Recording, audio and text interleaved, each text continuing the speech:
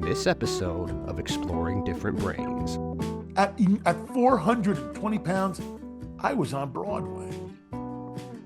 So you know what? Even at that point of your bottom, good things could still happen, and those things happened for me because I began to just believe that I am okay. And that's really it. You are okay. You're perfect just the way you are. If you weren't, you'd be something else. Maybe a potato. I don't know.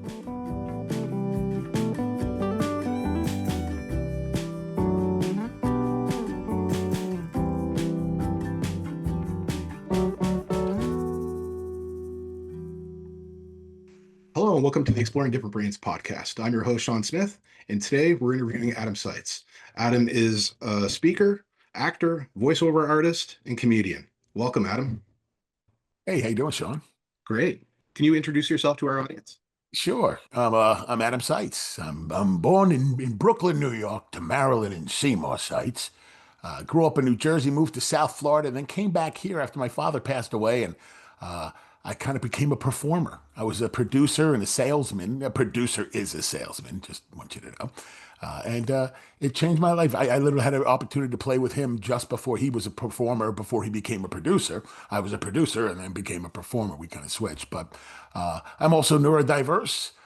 I've got 3 delicious children and a wonderful wife, 2 cats. I live in right outside of New Jersey and New York. I'm on the roughly 10 miles from the George Washington Bridge in a little town called Blauvelt, New York, in Rockland County.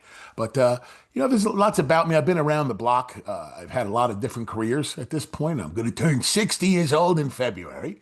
Wow. And you can find most of my stuff at adamsietz.com. That's SIETZ.com. Spell it wrong, you'll still find it at SEITZ.com. That's not me, but it's my website now. So you can find me there. So you have a long list of credits to your name. What are some of the characters you voiced that our listeners might recognize? Mr. Potato Head for all the Lay's potato chip commercials. I was Mr. Mini Wheat also. If they're into Dora the Explorer, I was on that show for like 16 years, so I'm Dora's dog. I'm the big bad wolf. I'm the stormy storm. I'm the evil octopus that tried to destroy Mermaid Land. And I'm also the witch's broomstick. A whole bunch of different fun stuff on that. And a lot of video games. That's what my kids, I can't walk into a GameStop without them saying, hey, my dad's Jack Ryan on BioShock, which is like some big game. It's a game that I not kind of a game for me. It's a lot of shoot 'em and kill 'em up, that kind of stuff. And but I'm the character. I'm the main character. So people really get a kick out of that. And the games and videos and Broadway. I've done a lot of fun stuff, but now I got to say what I'm up to now is trying to get people to understand that they're okay. Absolutely. You're okay. Just trust in yourself. Trust that there's a lot of stuff in there you have no idea you can access until you need to access it. And it's there. Best computer on the planet Earth. It's a mushy one that's in your head. Yeah. Can you walk us through your journey of discovering your love and ability for performing? Well, it's wild because I'm actually talking to the school that I went to when I was a young boy. It was a school for children with learning disabilities called the Center School. I think it's now in Somerset, New Jersey. But back then, I was kind of very wild. I was extremely hyperactive. I could not sit still. I don't really remember much of that, but I do remember being not asked to leave, but kind of he doesn't really work here. My mother really fought to make sure that, okay, if you don't have the capability to handle him, then I'm going to find a place that does and you'll pay for it. And that's exactly what the East Brunswick school system did. They paid for me to go 45 minutes away to this place. But I'm actually working with them right now talking about, this kind of thing of how it all started was really in 2nd grade. My teacher, Mrs. Siegel, allowed me to write, produce, direct, and star in my own first play, Santa is Coming. Of course, I cast myself, a little Jewish New Yorker, as Santa. But it was amazing. And I cast everyone in the class. Everyone had lines. Nobody was left out. And we did it in front of the school. And it was so cool. And I kind of forgot all about it until my mother passed away recently. And I found the script in a folder that she had of stuff of mine. So it brought me back to that school, and I called them up. I said, hey, you know what? I'd love to come and blah. So I'm in the midst of working that all out, but it's kind of cool to have done all this fun stuff. But now, as I said, my goal is to hit I've been doing a lot of corporate speaking, and Hmm. now it's really more. I think I want to deal with kids, and if I could deal specifically with kids with learning disabilities, uh, I love it. 'Cause I hate those words: disabled, disability, deficit. Hmm. I re-diagnosed myself with hyper awareness, as I've Yeah. mentioned to you before. So. You touch on this a little bit, but like what point in your life did you realize that you were neurodivergent? And like, can you kind of tell us what led up to that? Absolutely. When my parents, when they said he needs to be evaluated, and they evaluated this, uh, I don't know who it was. It was a bunch of clinical people and teachers and the special education group or whoever it was, and they did a fun, and it was kind of cool. I played games. I talked to this guy named Larry Silver, who actually in the end was a very big influence in the world of ADHD back in the 70s, and we used to play and do games and talk and have conversations. And then in the end, when they had me down, they did a conversation with my parents, telling them that he's brilliant, he has immense level intelligence, but he's got serious ADHD. So, like, team sports are going to be very difficult. I would not suggest that. Relationships are not going to be so easy. It's going to take a lot of work to keep working and keeping holding down a job. All these negative things being said to my parents, and I'm a little kid. I'm sitting there, but I'm so intelligent. I can go home and read a library, not library, read a dictionary, Hmm. and see what deficit meant. Less than, basically.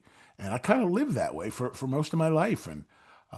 But finding out that I am okay took until I was like probably like 18 years old, 19 years old, when I realized that, I'm not so bad.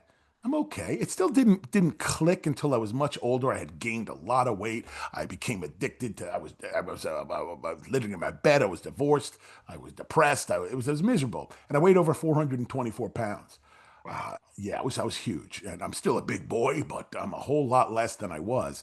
And a lot of that just came from the realization of what it is that's made me successful at this point, which was improvisation and Hmm. just living on the moment, because my brain is different than most brains. And in fact, my brain is faster than the normal brain. In fact, there's great other podcasts, Faster Than Normal. Peter Shankman in the world of ADHD. He's got a great, but it's true. When I heard that term, faster than normal, because I call it hyper awareness, we Hmm. clicked immediately, and it's just a really perfect way to say it. Because for me, I'm aware of everything that's going on, and it's difficult. Sometimes there's medication that can help to, let's say, if you're in a room of radios, it turns the ones that you don't want to focus on down a bit. They're still there, and takes the one that you're looking to focus on and brings it a little more closer. And for years, I fought medication, but I actually do say it has made a difference once I found the right dosage and all that kind of stuff. But that's kind of I figured it out that when I was performing and I got people to applaud and laugh and saw, I knew that I was different. But at this point, I said maybe I'm different in a good way. And it Hmm. could be like, for me, it really was a superpower. And you'd be surprised how many people in the world of improvisational comedy are ADHD. So it's really, Well, that's a great lead into our next question because it's really thinking about like how much of a role did neurodivergent be in your ability to perform? I think it's probably one of the. We're finding lately in the world that there are specific jobs and things that people can do that some people that are normal brained don't really want to do or can do or aren't as good as doing as people that have a specific type of brain that works in a particular way. So we're finding people who are autistic getting work, and not only getting work, but being celebrated as, oh my gosh, this person is extremely more than capable. They're better than anyone we've ever had working in this position. And for me, I didn't know what improv was. I thought it was Bud Friedman's Evening at the Improv. I thought it was the name of a comedy club. I didn't know it was an actual form.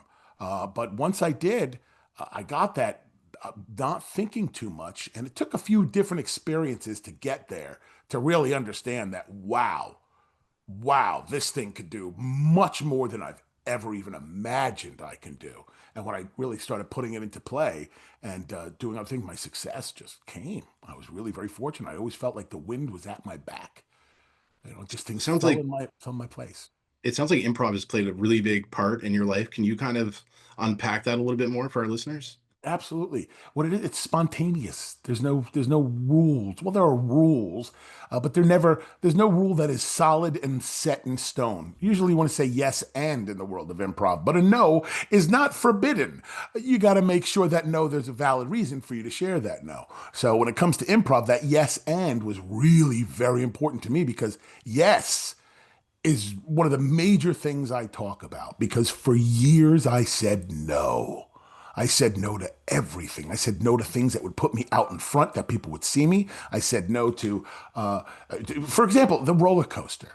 I'm going to go on. No way would I ever go on a roller coaster. I'm like 22 years old with a bunch of guys on a spring break, and we go and there's this big roller coaster, Busch Gardens in Virginia, and you hang from it. It's actually your feet are dangling. It's called the Big Bad Wolf, and I'm like, yeah, I'll go. Uh, uh, Slowly the line gets closer, and I'm guys, yeah, I'm feeling a little nauseous. I don't get a little closer. I'm like, I'm out. I'm done.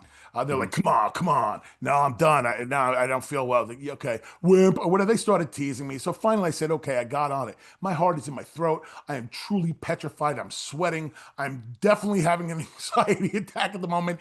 And then the ride started. And we go up and we come over and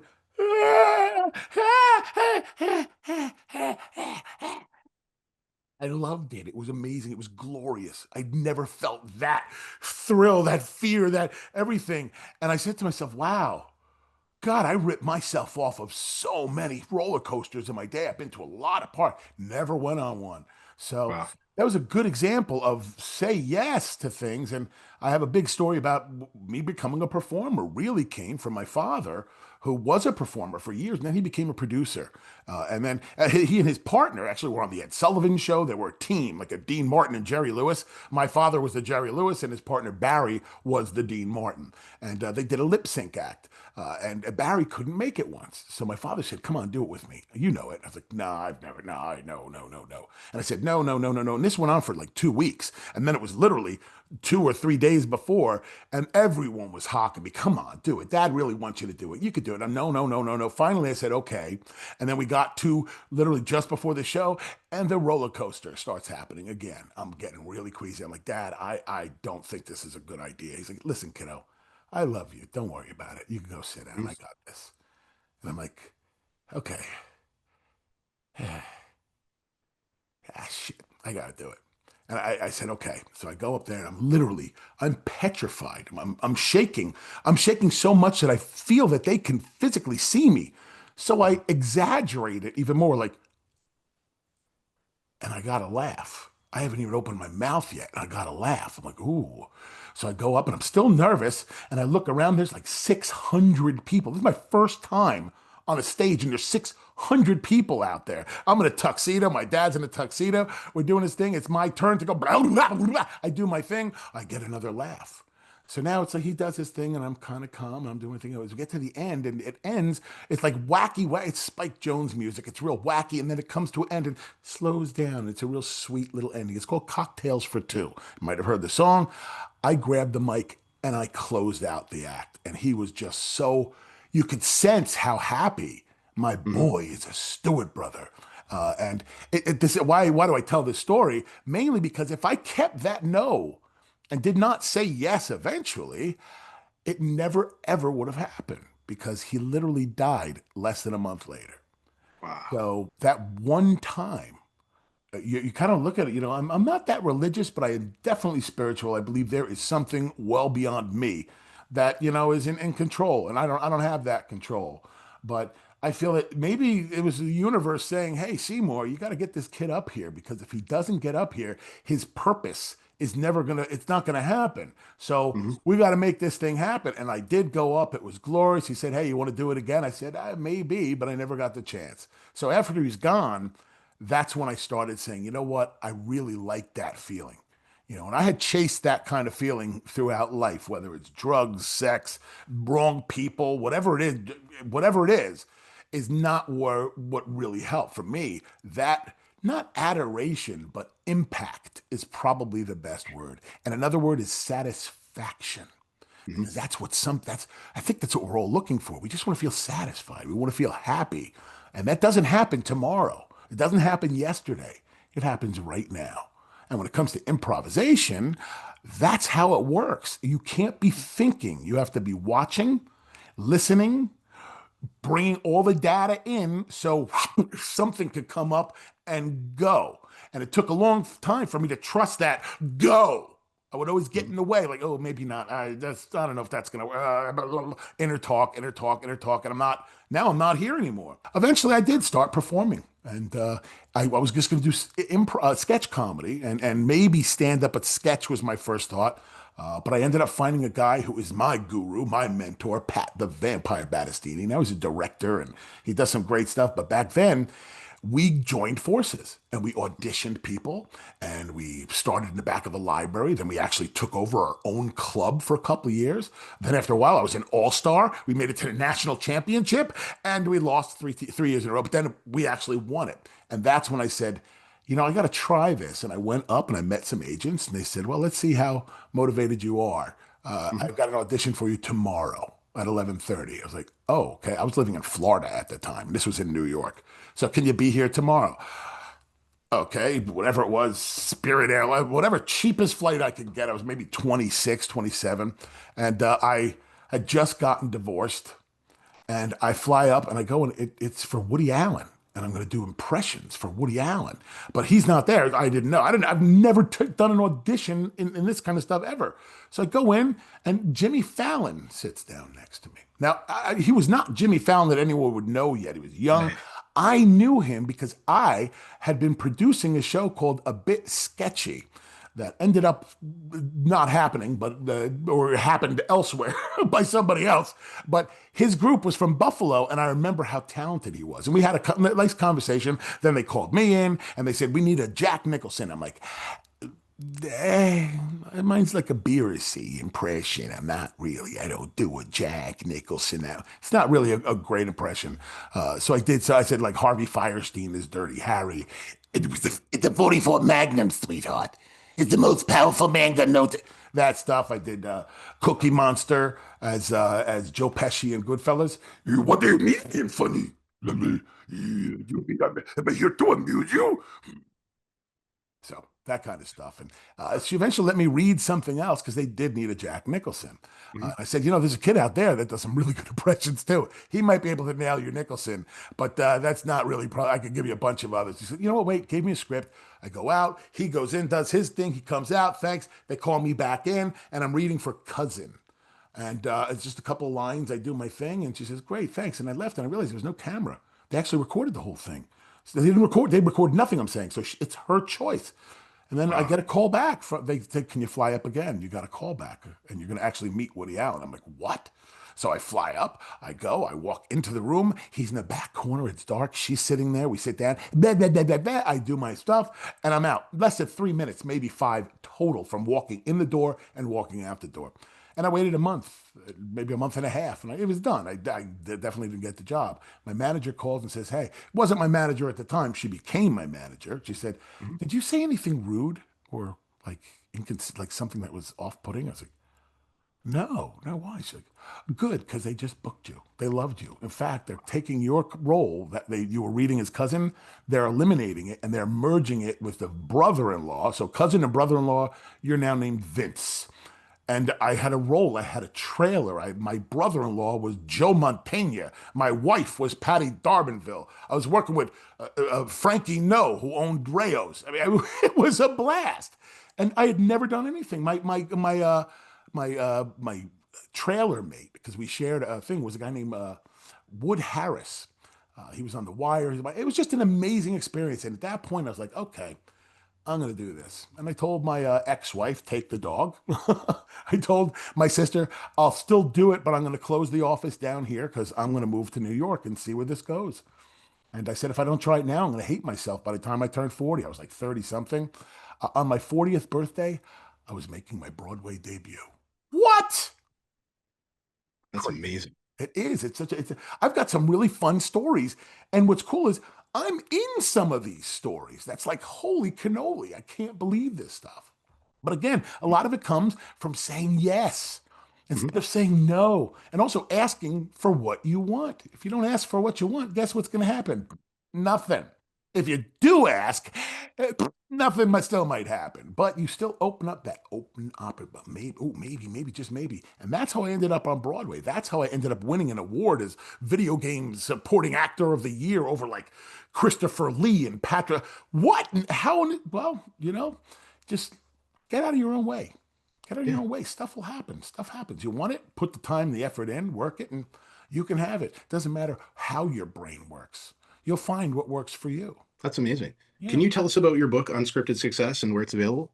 Absolutely. It's available on Amazon. It's also available on Audible, which in my opinion, I think it's a much better job with Audible because then you get me to read the book and you get a real sense of Awesome. how I meant those words. I am definitely not a scholar. Writing was not I write, but I write my way, dot, dot, dot, space, put a dollar sign on the end instead of a regular, things like that. And I don't like to change that. So I didn't really have anyone edit the book because I didn't really want to change.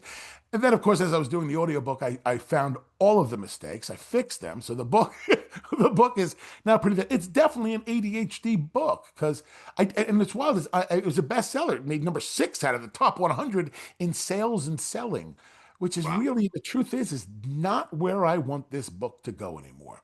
I want this book in kids and adults and anyone that wants to feel better about who they are, wants to learn other ways of persuasion, how to Mhm. sell it, that you're performing, and to trust in yourself. And that's kind of what this book is about. I wrote it. It's a bunch of pieces that I've written throughout the years that I found a way to collate into an understandable book. I like Dan, whatever his name is, the Da Vinci Code. It was 100 chapters. It was real Mhm. easy. You could read something, put it down, and go and get back Yeah. to it. So I thought about it. I wanted a book that was pretty simple, the kind of book that you could sit and take a shit and read a bit, something like that. So, pardon my language, but that's kind of what I thought. I mean, something nothing Yeah. too crazy, and you could read a chapter and you could put it down. But there's a lot of stuff, some stories with anecdotes, and why do I tell this story? Because blah blah blah. A lot of tips, a lot of help. There's a bunch of actual improvisational games that are timid games that don't have to put you out in front of anyone. People get afraid of improv or they don't like improv and it's cheesy to them because most experiences, if it's not a whose line is it anyway, it's my friend has just taken a class and asked me if I'd come see their performance. So your first experience is an amateur level improvisation, which could be fun, but it's Mhm. not like, oh my gosh. I mean, Yeah. when we went to that national championship and saw New York and Houston and Austin, I mean, we were in awe of how impressive. Musical also, I love the musical. Wayne Brady.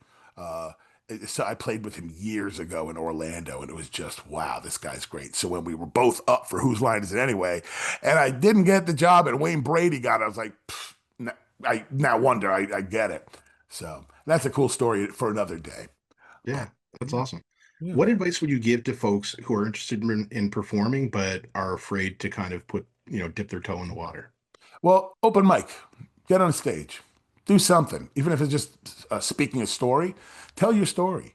Hmm. We all have a story, and people love stories. If you can incorporate humor, which is kind of my main thing, is the funny. If you can incorporate funny in ways, and again, I would be more than happy to. You could go buy my funny as a factor online, but I'll give it away to all of you for free if you want. You gotta just go download it.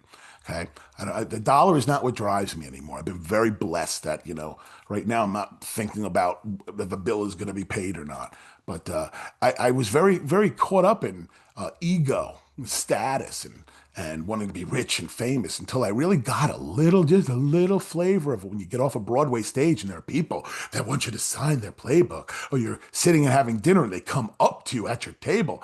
And you realize after this happens over and over again that, wow, maybe I don't want that. I kind of like that anonymity of being able to do what I want because I work with some people that while we were walking down the street, we couldn't get anywhere. Everyone wanted to take a selfie with them or can I sign it? Whatever it was. You just want to talk and talk.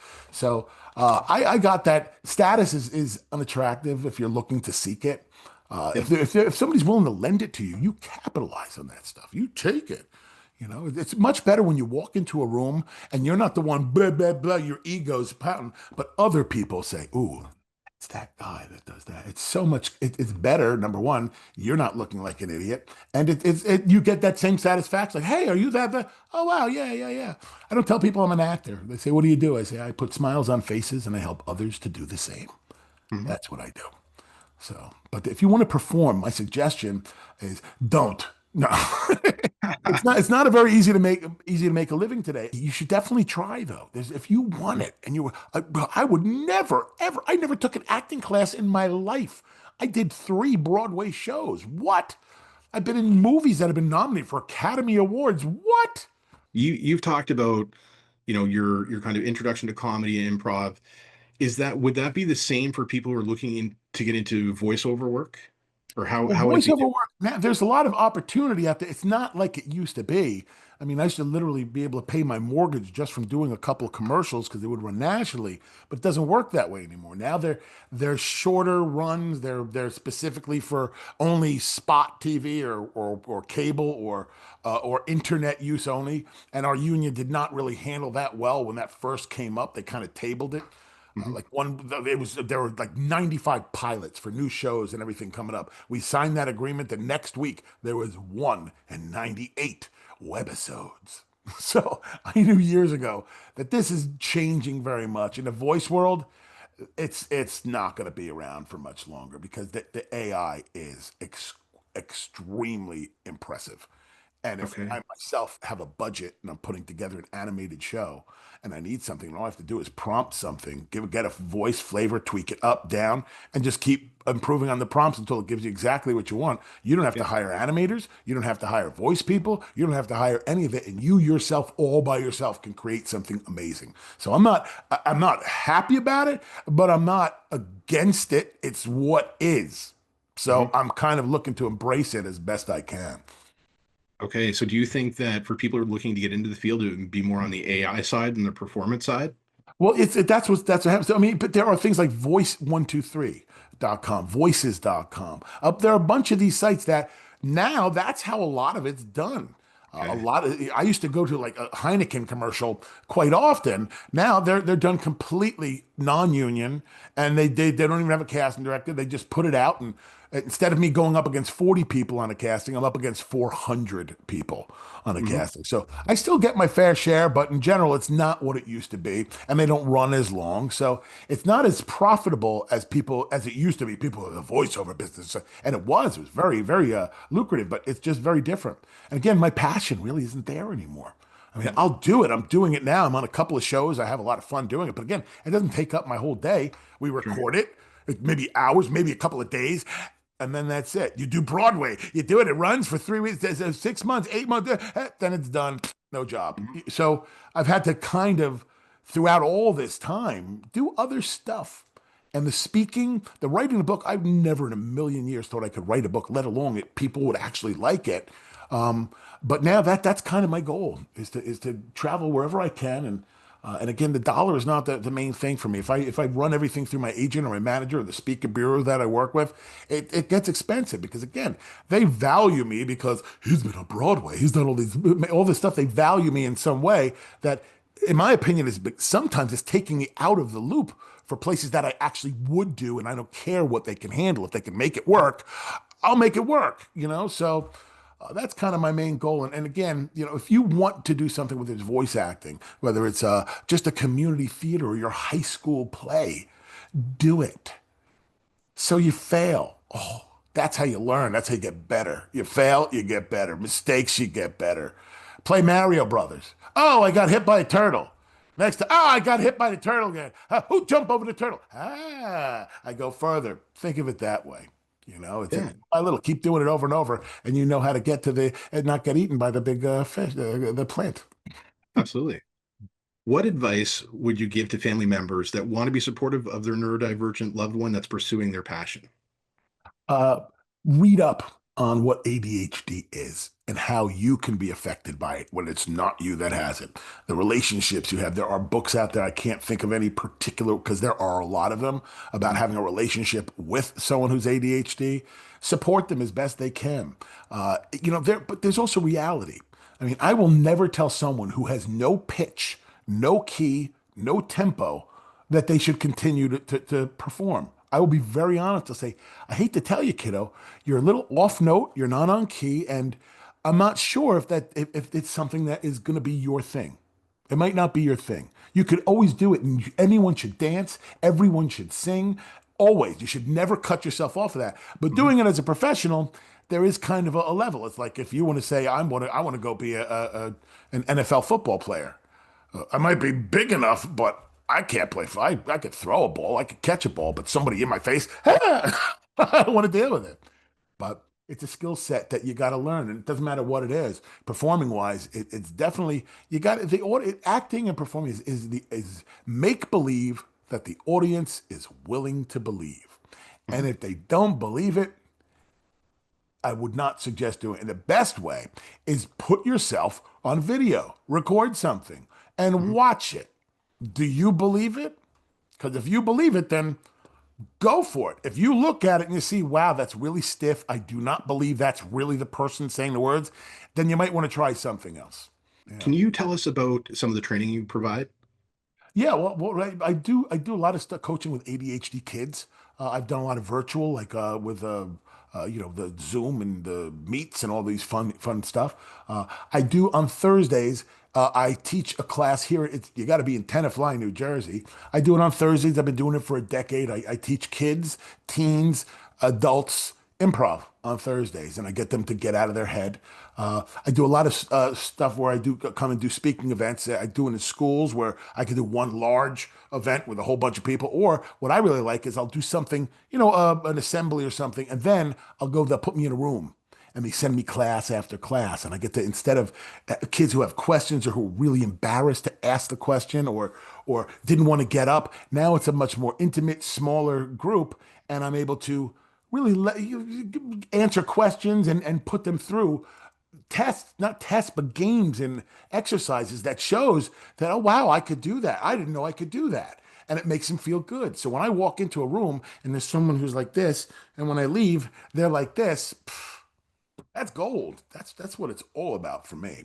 So I'm reachable, and I do things. I've done things from emceeing to all different kinds of stuff: coaching, emceeing, facilitating workshops. Uh, but again, right now, I'm pitching my book and my stuff, talking about saying yes, asking for what you want, get rid of your ego and status, treat people differently because you Mhm. have no idea what's going on. To not treat people differently. People are treated differently because they have this invisible difference. Mhm. Nobody knows I have ADHD unless I mention it. And what I do is I have ADHD. I have hyper awareness. So I can, you probably have noticed, I could talk and talk and talk. And if I'm in business, this will frustrate the heck out of someone else. They want to get a word in and they can't because I'm just, so I have a word, I call it fire truck. And I hand it to the person. And this goes with anyone I do business with, anyone I'm going to have a relationship with. I let them know very early, hey, listen, my brain works a little differently. I'm hyper aware of everything. And sometimes I'm hyper in general. And I get passionate about something and I could talk and I could continue to talk. And we have stuff that needs to get done. And when that happens and you're getting frustrated, do not feel bad about saying fire truck. Because what it does is it immediately tells me, oh, I'm doing it. I'm doing that thing. Let me Right. not do that thing. Let me let you get a word in edgewise. So if you can find your own little safe word, I guess you'd call it. Yeah, Everyone I know knows that fire truck. that's a great Long strategy. story of how it came up, but that's my word. That's awesome. How Yeah. can people learn more about you and your work? Well, you could. I don't do social. That's one thing that's hindering some people from booking me is because they don't have any social media or video stuff online. I'm just not into it. In fact, I preach against clicks, likes, follows, all that stuff because it's fantasy. It's crap. People walk by and hit it. Oh, I got likes, and it does affect you. You Mhm. post something and your friends are getting all these likes and you're not getting likes. Oh, maybe I'm not good enough. Forget about it. So I do have all the socials. There's nothing really on them. I have adamsites.com. I have a couple companies. Got a company Improvolutions is being done right now, so I don't think that site is up. But it's Improvolutions, Improv Solutions. I have a company called Comediation, which is comedy and mediation, turning your conflicts into comedy. Mhm. Big Hug Productions. We used to do a lot of content creation, but now we kind of help other people take an idea. I've had people come with me literally a paragraph of an idea, and by the time we're all done with it, they have a complete pitch pack and a Bible for a new television show with characters developed, the future episodes, the environment, the history. And that's another thing to share. When you're telling stories, people, make them colorful, add more, let them taste it, smell it, feel it, add more words. Don't be very brief. Color it, paint it up, because the more there, and that's also where you'll find that funny. And again, as I said before, adamsites.com/summit giveaway. You could go ahead and download my book, The Funny is a Factor, instead of going to pay $20 for it. It's my gift to you, anyone that wants it. And So if somebody wanted to reach out to you, Adam, what would be like if somebody wanted to hire you and inquire about your services, what would be the best way for them to reach out and get in touch with you? On adamsites.com, there's now a Calendly. Some of you have heard of that thing. It's very new to me, but I love it. And you can go there, and if there's an open spot, click on it and take that spot. I'll know immediately, hey, somebody wants to talk to me about something. And again, I'm very blessed. I've got time on my hands. If I'm not doing something today, I'm not doing anything today. Tomorrow, I'll have something that's from 3 to 7. Other than that, I'm free. And if that's the case, you won't have that option to choose that time. So it's really very cool. That's one way. Also, my number is 917-972-KAKA. That's 525. 917-972-5252. And if I'm busy, I won't answer it. If I'm not, I'll answer it. And I have no problem talking to anybody about anything, unless it's like, oh, I don't want to talk about that. Click, creepy. But in general, I'm here. I'm here, and I'm here to help. That's really kind of my purpose at this point, is to help others. And again, to put smiles on faces and help others to do the same. Because with a smile, life is good. You get them to laugh. That you're selling something, whether again your idea, your opinion, whatever it is, they'll buy in. They laugh. It's all about likability. Everything's about likability. If immediately you come out and do something and people don't like you, it doesn't matter what you do. It doesn't really matter what you do, because they've already set themselves in, I don't like this guy, and that's how it is. People are like that. And I used to that would affect me because I'm different. I also used to be fat as could be, like really, really big. I'm still fat, but I'm not enormous. But even at that point, at 420 pounds, I was on Broadway. So you know what? Even at that point of your bottom, good things could still happen. And those things happened for me because I began to just believe that I am okay. And that's really it. You are okay. You're perfect just the way you are. If you weren't, you'd be something else. Maybe a potato. I don't know. Adam, it's been great speaking with you. Keep up the great work. Absolutely. It's my pleasure, Sean, as always. Big hugs. Exploring Different Brains is a production of Different Brains. Visit us at differentbrains.org.